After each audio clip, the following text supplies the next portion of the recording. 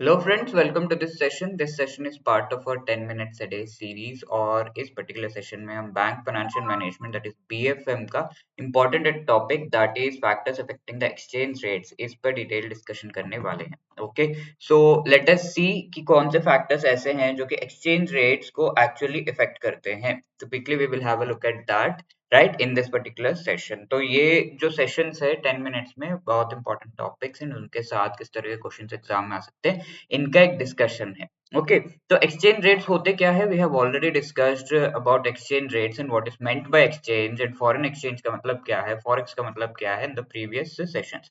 Foreign exchange is basically foreign currency related. अगर आप exchange कर रहे हैं इंडियन करेंसी फॉरेन करेंसी का एक्सचेंज अगर हो रहा है then that is called the foreign exchange या forex. And exchange rates are the rate at which this exchange takes place. ठीक है, फॉर एग्जांपल $1 आपको खरीदना है तो कितने रुपीस देकर आप खरीदेंगे? Let's say 80 rupees. Okay, so that is what is called the exchange. अब ये एक एक्सचेंज रेट है. तो ये एक्सचेंज रेट जो है किन चीजों पे डिपेंड करता है? $1 का दाम 80 रुपीस होगा. It depends upon what factors. Just think in your mind. आप लोग सोचिए कि किन चीजों पे ये जो एक्सचेंज रेट है वो एक्चुअली डिपेंड करेगा. पहले का टाइम पीरियड ऐसा था कि जब ये एक्सचेंज रेट जो है सेंट्रल जो बैंक्स एंड इंटरनेशनल बॉडीज के द्वारा सेट किया जाता था. Like RBI used to set the exchange rate कि $1 के सामने कितने रुपीस होंगे. आरबीआई ने कह दिया 40 रुपीस तो 40 रुपीस होंगे, ऐसा. बट आज के डेट में this has been D regularised. यानी कि ये जो है इस पर रेगुलेशंस किसी भी बॉडी के नहीं है. इवन इन इंडिया आरबीआई जो है इन एक्सचेंज रेट्स को कंट्रोल नहीं करता. तो अब हम कह सकते हैं कि रेगुलेशन इस पर नहीं है. रेगुलेशन नहीं है तो the exchange rate depends upon the supply and demand. यानी कि मार्केट फोर्सेस पे डिपेंड करता है. अब ये मार्केट फोर्सेस तो काफी ब्रॉड टर्म है सर.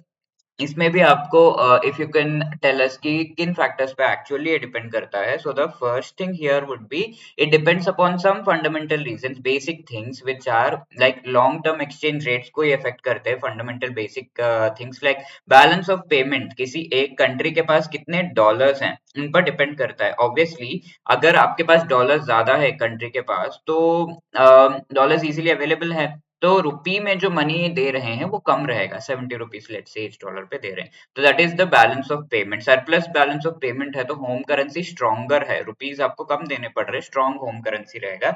एंड अगर बैलेंस ऑफ पेमेंट जो है आपके पास डॉलर्स की कमी है तो लोग कहेंगे कि मुझे दे दो डॉलर. तो आपको ज्यादा पे करना है तभी हम आपको देंगे. 90 रुपीज पे करो ईच डॉलर पे, then only we will give you. तो that is what is the exchange rate depends upon. And then high economic growth rate. अगर ग्रोथ रेट बहुत हाई है इंडिया का तो हमारा जो मनी है, रुपी है, that will be really strong. Everybody would be wanting to do business with India because growth rate high है. एंड इस ग्रोथ रेट में बहती गंगा में अपने हाथ धोना जो कहते हैं ना, उस ग्रोथ रेट में अपना भी बेनिफिट करने के लिए all the countries will be coming to India and all of them will be seeking to get the instruments in Indian currency. तो that is why high growth rate होगा तो home currency strong होगा. Indian currency Indian rupee जो है strong होगा. And जो exchange rate है वो इंडियन करेंसी कम से कम रिक्वायर्ड होगा so as to buy the dollars. ठीक है, अब फिस्कल पॉलिसी अगर है इस पर भी डिपेंड करता है. फिस्कल यानी कि गवर्नमेंट की क्या पॉलिसीज हैं उस पर भी एक्सचेंज रेट्स डिपेंड करते हैं. For example fiscal policy expansionary है जहां पर हम हाई ग्रोथ की तरफ एम कर रहे हैं तो इकोनॉमिक ग्रोथ होगा. एंड ऑब्वियसली ग्रोथ होगा तो होम करेंसी जो है रुपीज जो है स्ट्रॉन्गर होगा. सिमिलरली मॉनेटरी पॉलिसी रहेगा. Monetary policy is the policy जो एक्टिविटीज किए जाते हैं by the reserve bank of India. Okay, तो वो मनी के जो क्वांटिटी है उससे रिलेटेड वेरिएशंस करता है आरबीआई मेनली. एंड इससे रिलेटेड रेपो रेट को मेनली वेरी करता है. तो high interest rate, repo rate बहुत हाई रहेगा तो होम करेंसी अप्रिशिएट करता है. ठीक है, while weakens in the long run. तो हाई इंटरेस्ट रेट रहेगा तो हम ये कह सकते हैं कि इंटरेस्ट रेट काफी हाई है तो यहाँ पर ज्यादातर लोग लोन लेने आएंगे नहीं. But this will be beneficial for the bank. Short run में जो है हमारा करेंसी उतना ज्यादा पॉपुलर नहीं होगा बिकॉज रुपीज में कोई खास लोन्स ले नहीं रहा है. वाइल ये जो है लॉन्ग रन में फिर स्टेबल हो जाएगा, because high interest rate and banks have benefited because of that, and हमारा जो कंट्री का ग्रोथ है एंड मनी अवेलेबिलिटी है ये सब भी बेटर हो जाएगा। तो पॉलिटिकल इश्यूज भी यहाँ पर, जैसे पॉलिटिकल इश्यूज अगर हो रहे हैं फॉर एग्जांपल वॉर में है लाइक यूक्रेन, तो in that case economic stability जो है अफेक्ट होती है because of the political issues. Now apart from that there are other technical reason जिन पर ये फॉरेन एक्सचेंज रेट जो है डिपेंड करता है, like government control, freedom of capital movement, यानी कि इंडिया के बाहर से अगर आप पैसे ले जाना चाहते हो under the LRS scheme, you can take US dollars 250,000, इससे ज्यादा पैसे आप इंडिया से बाहर नहीं ले जा सकते। ठीक है, तो एक्सचेंज रेट जो है काफी ज्यादा वोलेटाइल हो जाते हैं based upon the government control and कितना मनी इंडिया से बाहर ले जाने को अलाउ किया जा रहा है after converting into other currencies.